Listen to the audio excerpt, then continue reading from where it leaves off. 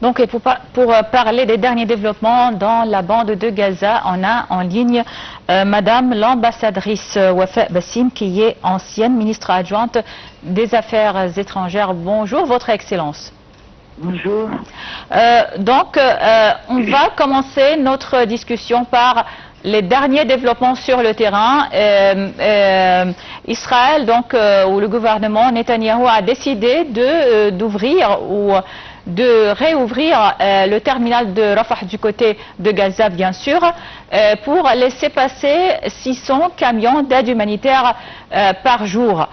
Aussi, sur le plan politique, le président américain Donald Trump a déclaré qu'il va mener le désarmement ou désarmer le Hamas par ses propres moyens. Alors, votre commentaire sur ces deux développements, derniers développements? Écoutez, malheureusement, après avoir donné la pour la rentrée de 600 camions à Gaza ce matin à travers le passage de Rafah, le côté israélien a déclaré que le passage restera fermé aujourd'hui à cause de raisons logistiques.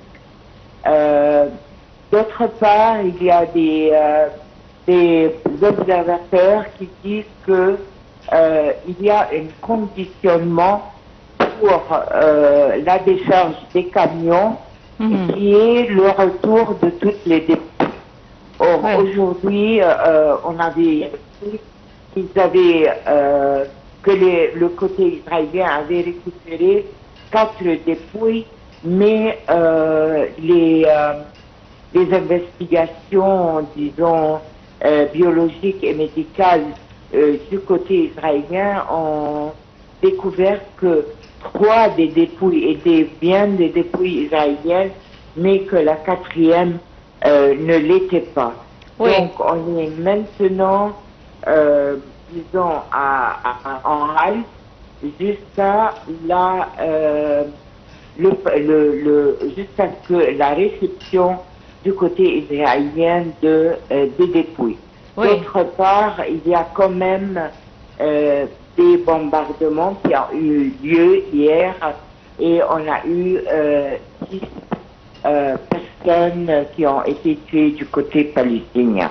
On a bien entendu aussi ce qu'a dit le président Trump, que la première phase est finie, ce que nous appelons le cessez-du-feu, qui est déjà une étape en avant, bien que c'est un cessez-le-feu très fragile et aussi dépend à chaque moment de ce que pensent les Israéliens. La partie de Hamas a bien déclaré qu'elle tient à ses obligations par l'accord qui a eu lieu, la première étape de tout. Ce qui est très important, aussi ce qui maintenant devient de plus en plus vital, c'est le passage et la distribution de l'aide humanitaire à l'intérieur de Gaza, ainsi que la possibilité de laisser passer.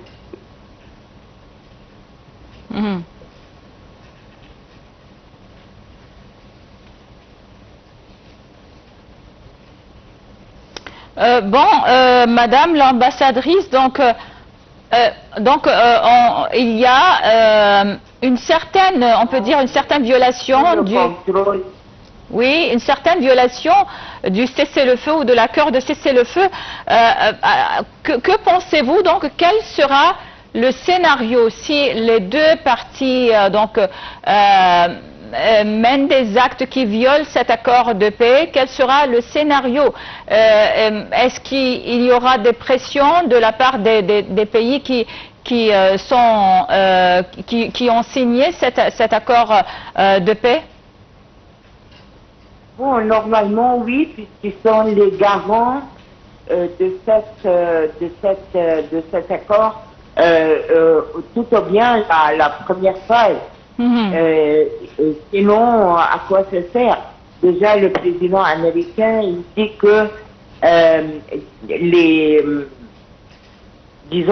pourparlers à propos de la deuxième phase ont déjà commencé. Je ne sais pas, c'est pas très clair à quel point on est du début de la deuxième phase, mais c'est la deuxième phase qui devrait discuter des questions, des grandes questions plus sensibles. Mais nous voyons déjà que l'Union européenne fait des pressions ou fait des déclarations pour l'importance du respect de l'accord des deux côtés, pour l'importance d'acheminer l'aide humanitaire et de la distribuer ou bien directement ou bien à travers les organisations onusiennes et sans qu'il y ait des médiateurs, quelqu'un au milieu. Bon, il faut voir tout cela, comment doit se passer.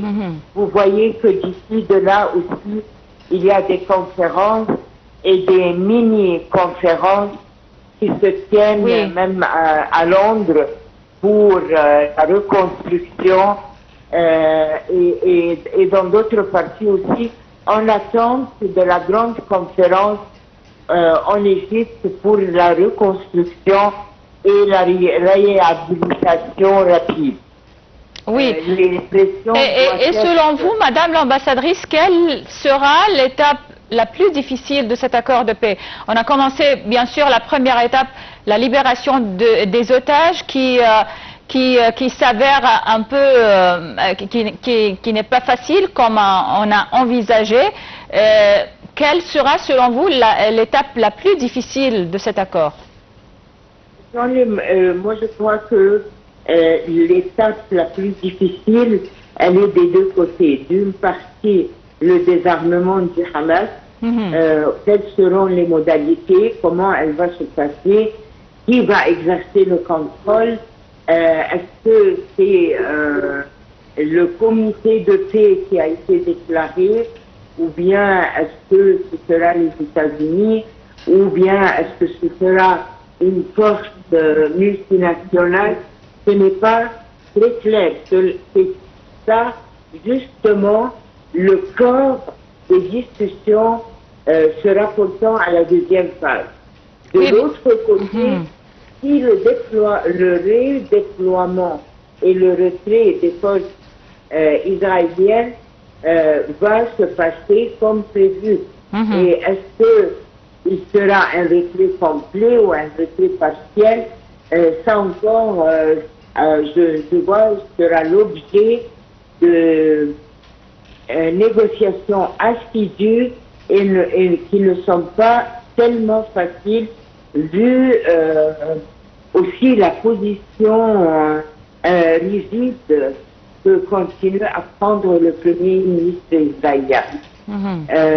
Mais il faut attendre ce qui va se passer.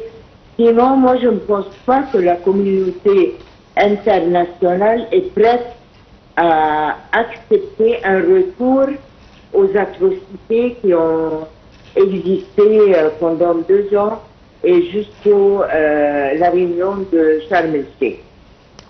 D'autre part, il y a beaucoup d'investissements qui ont eu lieu, de temps, d'efforts, de travail assidu, de diplomatie aller-retour, de diplomatie directe. Je ne pense pas que la communauté internationale est prête à laisser, à gâcher tous ces efforts-là et cet accord international qui a été objet du regard du monde entier. Je ne pense pas que n'importe qui est prêt à gâcher. Donc vous pensez que cet accord est la dernière chance pour arrêter cette guerre? Je pense que c'est la dernière chance, non seulement pour arrêter la guerre, mais pour trouver un moyen pour une solution crédible et durable et pour le retour à la table de négociation pour trouver une solution durable, disons, sur la base des deux États. Deux États.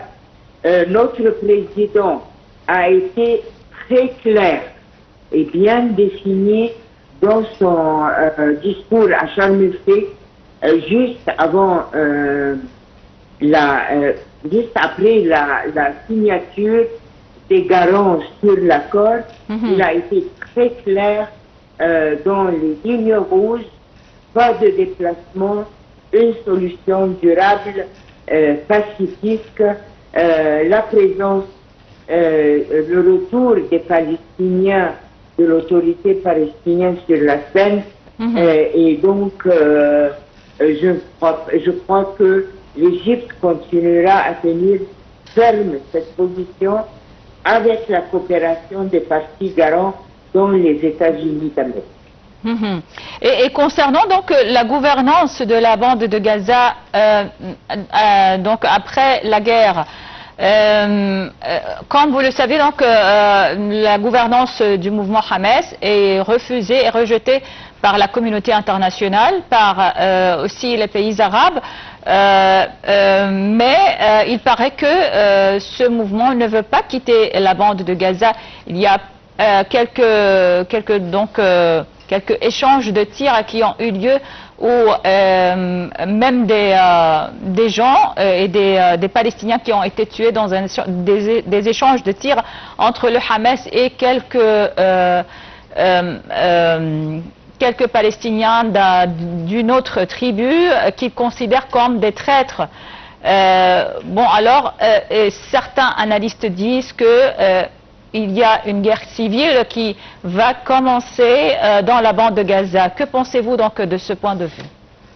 Écoutez, ce serait très dangereux et très risqué que ces échanges à l'intérieur de Gaza tournent vraiment en guerre civile, parce que cela va compliquer la situation de plus en plus et va avoir son impact certainement sur l'accord de cessez-le-feu, de réhabilitation, de reconstruction et de retour des Palestiniens eux-mêmes à leurs villes et villages au nord de Gaza. Ce qu'on entend, c'est qu'il y a eu un certain déploiement de forces de police dépendantes de Hamas, que ce qui se passe, ce sont des exécutions de ce qu'ils appellent les traîtres, mais sur quelle base, est-ce que ça suit un tribunal, quels sont les critères avec lesquels ils mènent ce genre de punition, tout cela n'est pas clair. Et vraiment, il faut trouver un moyen d'arrêter tout ça pour qu'on puisse se concentrer sur les questions les plus importantes. Le redéploiement des forces israéliennes et leur retrait éventuellement, le retour des populations de Gaza à leurs villes et à leurs villages, même s'ils sont détruits, mais le plus important, c'est l'aide humanitaire, l'assistance médicale. Oui, bien sûr. Tous ces tirs de feu mutuels et ce chaos qui s'avère, je pense qu'on aura beaucoup de difficultés à même entrer la deuxième phase. Oui, bien sûr. Alors, Madame l'ambassadrice Wafa Bassim, vous êtes ancienne ministre adjointe des Affaires étrangères. Merci beaucoup pour votre intervention. Passez une excellente journée. Et on passe à un autre sujet, c'est l'intelligence artificielle et l'art. Le monde vit une révolution sans précédent portée par l'intelligence artificielle qui bouleverse non seulement la science et l'économie, mais aussi le champ artistique. Alors que l'Occident voit dans l'intelligence artificielle une source d'innovation, d'autres cultures craignent l'effacement du patrimoine et l'affaiblissement des arts traditionnels. Shahinaz Ismail va nous donner plus de détails dans le reportage suivant.